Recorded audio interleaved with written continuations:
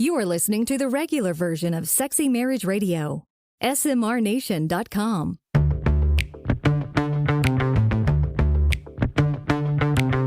You've turned on Sexy Marriage Radio, where the best sex happens in the marriage bed. Here's your host, Dr. Corey Allen. So I want to jump right in today, Pam. Okay. Because the reviews are in. The Sexy Marriage Radio Getaway 2021 was a hit. It was so much fun. It was a full success. A couple of statements that came in. Seeing other couples come together and face things head on was so encouraging and inspiring. Hearing others talk about their issues so openly was so helpful for me to not feel alone or that it's all our issue. Knowing others struggle with the same issues gave me comfort and hope that we'll persevere forever. Thanks for that. Fabulous. And then the other one, I'm so impressed by the things that I learned that have more to do with myself than about my husband or us as a couple. I'm excited to get home and begin the work of the long game. Love it. I do too. And that's the thing. You come to this, and yeah, it's a marriage getaway.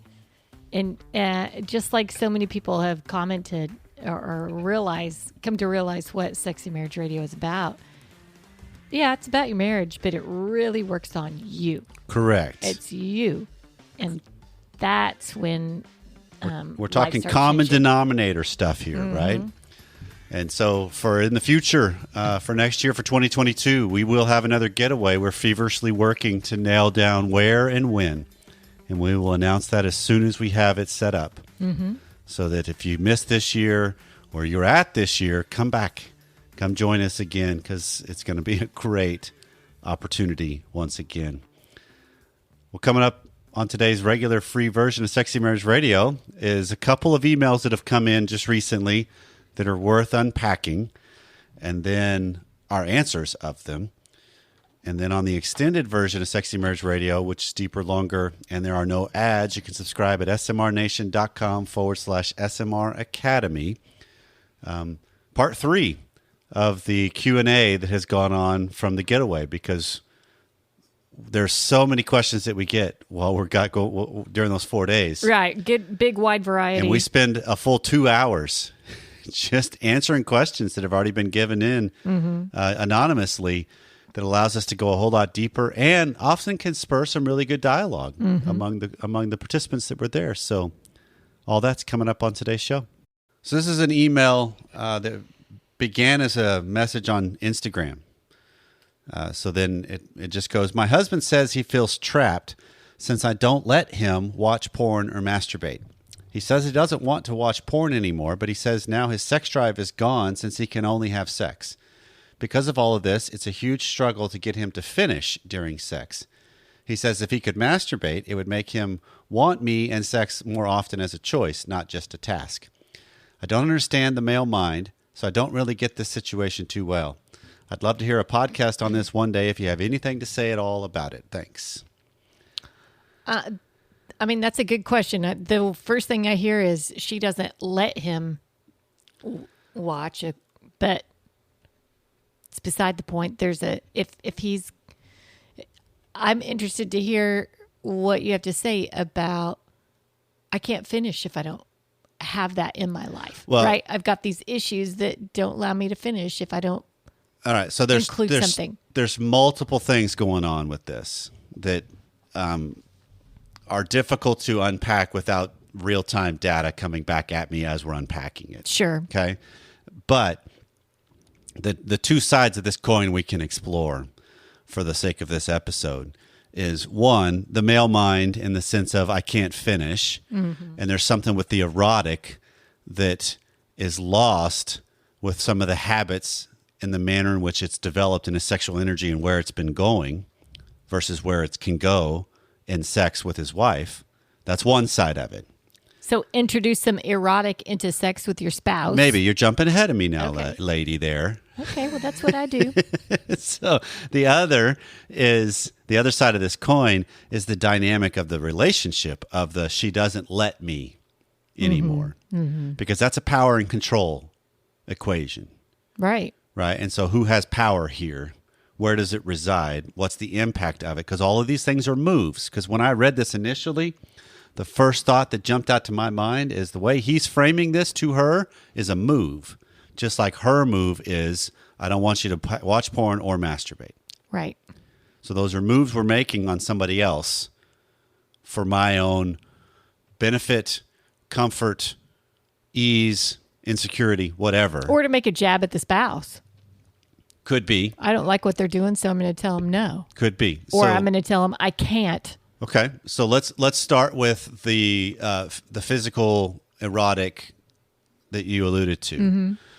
That there's a lot of times where men and then women. I haven't come across as much with women in this regard, but with men for sure, where their entry into the sexual was through pornography and masturbation. Mm-hmm. And some of this is different than my entry because mine was not the high-speed internet access, Right. which stimulates your brain differently than a static picture. Right.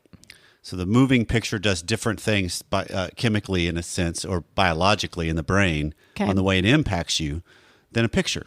Mm-hmm. And it allows a lot faster access, a lot faster progression, and that can alter some chemistry, if you will, in the brain. Actually, I need to change that. I don't like the word chemistry. The pathways, it's the neural pathways. Okay. They get altered. To where then if you don't have, this is the law of diminishing returns, right? If I don't have the same level of threshold that I can reach or erotic that I can reach or titillation or taboo or whatever it might be, I can't achieve that goal of orgasm. Okay. I can achieve a goal of arousal, but I can't get to the point of orgasm. So the way it often can happen where pornography was a part of a man's life, especially if it was a extensive, long-term, and even I'd add in the qualifier of progressive, where the newer needed to keep coming in to keep getting the results in the brain and in the body. Which I would think would be the case for pretty much everybody, right? Because the new wears off and you want something else. And you keep progressing to that next level. I'm hesitant to be broad brush with this though, Pam, just because experiences are so varied. Where some guys, I'm in this category that I knew full well because I watched all the research, even when I was in the ministry and all this stuff was just starting to come out. Yeah. I knew full well that this was a progressive thing, and for whatever reason, I had a threshold that I just never passed. Right. And I think it was probably more fear than anything layered in with a little bit of knowledge. Sure. I don't want to go there, but it also just became the means to the end. And that was the whole point for me, at least. Okay. But it's recognizing for a lot of guys, if this is your entry into it, transitioning from that into sex with an actual human being, a woman, is a different beast. It's a different animal. Because the virtual, you can control your surroundings a whole lot more. The actual physical, real world, you can't. And you got another creature there that does things differently or has their own wants or desires or quirks or styles that they want, and they're not just at a mouse click. Well, sure, you're not just focused then on the sensation you've got. Right. You're reading them, the chemicals going on between you with the pheromones, the dialogue that you have. And this is where when you add marriage into the equation and you have a better map of each other, you know if she's into it or not, you know if it's a task-oriented thing. And that sounds like maybe that's become their default. Is that it's task-oriented? It's task-oriented, which anytime, this is something that we mentioned at the Getaway, sex can be work or it can be play. It can't be both. And if it's a task-oriented thing, it's really easy to have thresholds that you can't reach then. Yeah. And that's where your issues can rear their head a little bit more because the body's not really into it. Mm-hmm. All the inner workings and the pathways that work to really get you going and stimulated fully into it get derailed pretty easily if it's just one of these, just get it done. Yeah. Right? It's just a means to an sense. end for something. And so, yes, that can be an equation of this has started to directly impact his ability to reach climax in a efficient manner. I guess probably the easiest way to describe it. Okay. So sometimes that factor is there, which then just means where's your sexual energy coming from? Where is it going? because a lot of times it's just starting to look at what is the stuff that was triggering arousal in him and in her, any human. How did it come from, and what are better ways to have that still happening? Mm-hmm. Because we live in a trigger world. There's a lot of beautiful things out there. Mm-hmm. Not all are sexual, but some of them are. There's a sexual nature to a lot of things that I don't think, not that I'm going out looking for it, but if I start to soak in what's going on around me differently and then steer it better, that's the route we usually take here at SMR. Mm-hmm. Is it's more about where does my sexual energy go, not where does it come from. Right. Because I think that's the tangible, taking a thought captive, directing it towards my marriage, being honoring for a covenant and the sacredness of a monogamous marriage. Right. Go to the other side of this coin now with the idea of it's the power moves. Right. Right. Do I let him? Do I not? Well, the reality of it is a spouse can say you can't do this, and that doesn't really mean anything beyond the words you said. Right, because if they want to do something, they can still do it. Yeah, they just get better at hiding it, or which nobody wants. That doesn't help anything. Or it starts to put this layer of oppressiveness on the marriage. Mm-hmm. That's not freedom. Then resentment. Yeah.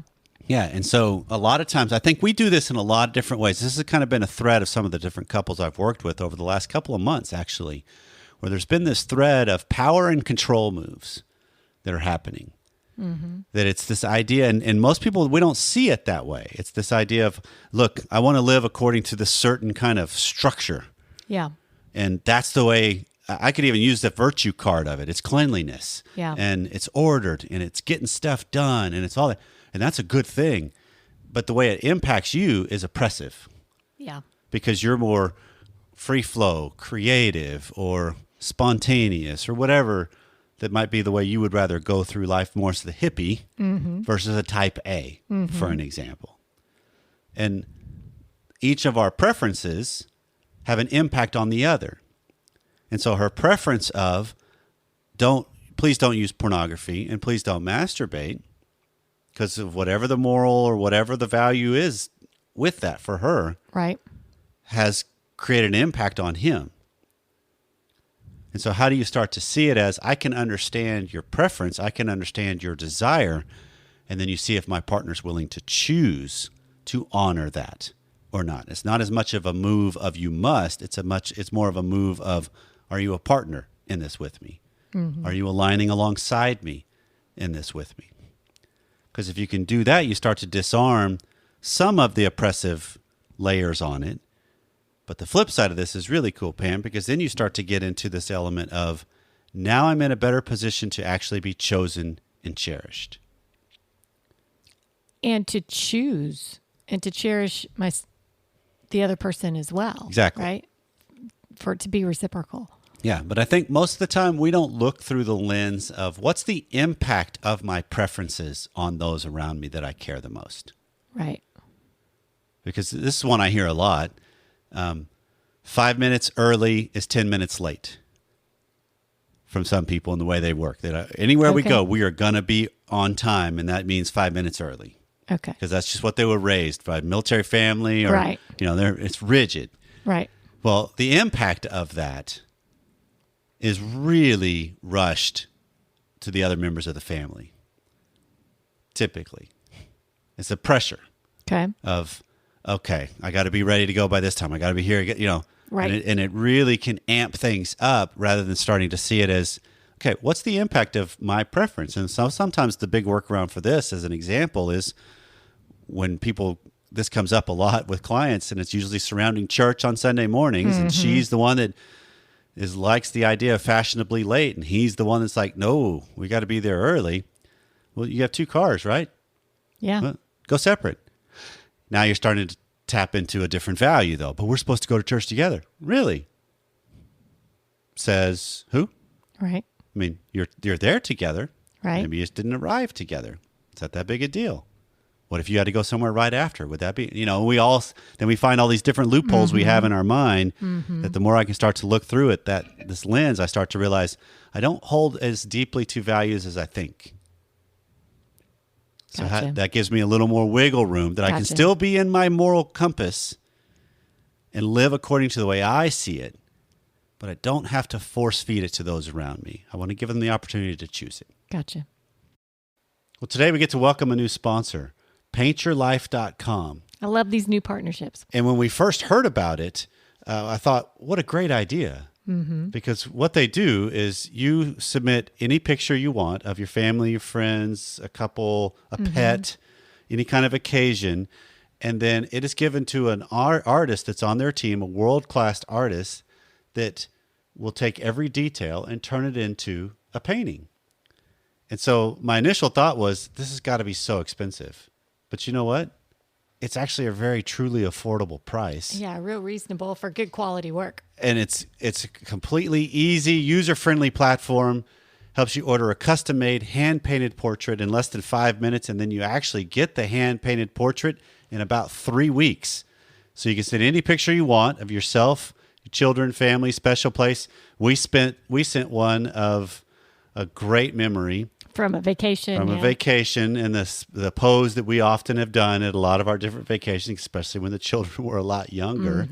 But it makes a perfect birthday, anniversary, or wedding gift. And I'm blown away by the quality, the ease in which it was done, and the affordability of this kind of a gift. So at paintyourlife.com, there's no risk. If you don't love the final painting, your money's refunded, guaranteed. And right now, for a limited time offer, you get 20% off your painting. That's right. So it's 20% off and free shipping. To get this special offer for our listeners, you need to text the word marriage, MARRIAGE, to 64,000. He's going to type out that numbers. That's marriage to 64,000. Text marriage to 64,000, and Paint Your Life will help you celebrate the moments that matter the most. Terms are available, and you can find those at paintyourlife.com/terms. Again, text marriage to 64,000 to take advantage of this fantastic offer and truly unique gift. So with the next segment, Pam, I'm actually I'm going to read two different emails because they're on the same topic. Okay. Okay. So it says, I searched your website and podcast and found mention of husbands that might be letting themselves go, but I didn't find much about it. My husband has let himself go physically, and I honestly have a hard time seeing him without clothes on. I've brought this up several times, and I'd appreciate it if he worked out, and I've gotten guilt-tripped about how busy he is, and he doesn't have time for it, and how it hurts him that I mention it. He will work out for a day or so, then that's it. There's never a good time to bring it up. He already has confidence issues with sex, and I don't want to hurt him, but I'd be willing to have so much sex much more if he were more fit. Any tips would be appreciated. And then the follow-up from the same, this isn't the same wife, so this is a different wife. different Okay. email. So I've been with my husband since high school. We've been married for 16 years and have 2 children. We've seen each other go through many physical changes. I'm extremely conscientious about eating healthy and working out. I'm in the best shape of my life. My husband constantly tells me how sexy I am and how good I look, which makes me feel amazing. But I struggle with the fact that he's not as committed to a healthy lifestyle. I love him, and I don't want to hurt his feelings, but he's not in shape, and he's put on a lot of weight. I'm feeling somewhat resentful that he gets to feel that physical excitement when he looks at me, but I have a hard time reciprocating it. I know I'm more attracted to a fit body type, but I know it's not my place or job to make him care about his health as much as I do. I find him attractive, but I know it would be a game changer if he were on the same page about being healthy. I feel stuck, and I miss that visual component of arousal. Do I need to just get over this, or is there a way to address it without hurting him? Your show has been extremely helpful and mind-opening for me thus far. Thanks. Great questions. I think that answers a question that a lot of people have of, well, are women visual? Yeah. You better believe it. Yeah, we are. Yeah. They have 2 eyes. Right. So, and for whatever reason, society in the West has given men a pass in a lot of ways as they age. On staying fit. Yeah, on the gut, and we're going to get old and fat seems to be a little more accepted for the male of the species than it is for the female as far as society portrays it. Mm-hmm. But this is the classic on both of them. We're just going to kind of land in the same kind of topic for each of them. This is the classic 2-choice dilemma, right? Because both these wives made the comment of, how do I bring this up, but I don't want to hurt him? Yeah. They're going to get hurt if you bring it up. Is that what? Well, let me kind of jump to the chase, though, too. They already are. They know where they stand. They know where their wives stand. This is probably not new information to them. They don't know to the depth, I bet. Maybe, maybe not. Well, and it could be because don't we get caught up in these things that are gridlock issues like this? And a gridlock issue is where what I want is blocked by what my partner wants. Mm-hmm. That we get caught in these scenarios of I take the softer road through it and I haven't really fully addressed the depth of it because I already see the hurt when I have and it hasn't gone well. And so you both kind of land at the lowest common denominator kind of level. Yeah. But that it's not that the issue isn't known. It's just not enough to create critical mass to really make it land on each person's shoulders. Well, when you love your spouse, hopefully everybody listening loves their spouse. You don't want to hurt them. I mean, that's a reality. You don't want to hurt them. And it feels like a personal attack, I guess, if you're talking about this isn't even going to, I can blame this on my family of origin because this is how Right.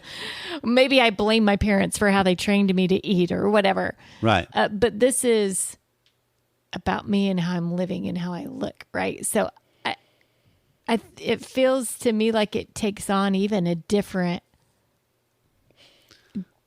level. Am I wrong here? No, you're right. And this is the whole power and control thing of if there's anything we as humans can really control, it's our well-being or not. Right. It's our shortcuts to soothing in inappropriate ways or not. Mm-hmm. I mean, that's the one I remember our doctor, who's a good friend of ours, when we had an issue with our oldest, when she was a baby, when she was an infant. And he said that the one thing, the two things an infant can control is what comes out of their body and what goes into their body. That's really all they've got control of at this point. Right. And they don't really have a whole lot of the first one. They do have control of what goes in it, though. Just by way of rejecting it if you try and put it in their mouth. Right. You put it in their mouth, they spit it out. Right. They don't get to pick what goes in, though. No, but they get to pick if it goes in. And so I think we carry that forward. There are things in my life that I know full well where you stand. I don't want to because of the meaning, the value, the whatever. It's different. We used to have this over the healthy eating mindset. Right. And so it's just looking at it as, I knew full well you preferred more organic and raw and natural, while I was preferred the things that came out of boxes. Or fast food. Well, yeah, that too. Yep. Fried. That kind of stuff. And I still do, but it's different in what's going on as we've evolved and changed and kind of gone through some of the different stuff we've done in 2021. But it's seeing it as we come up against these issues that are two-choice dilemmas because I want to let my spouse know where I stand, what I really want, what I long for, but I don't want to hurt them. I don't get both of those. I only get one. Well, when it comes down to it, even if I do hurt them, are they going to make a change just because I said something? They have to see it for themselves. Yeah, they have to want it for themselves. This is that idea of if someone doesn't really want it from an innate inner level, they're not going to do it long. They're not going to see it all the way through until they have full buy-in, until they see the value in it themselves, which typically, careful with this one, which sometimes can be spurred on by understanding the depth of the value the spouse has on it.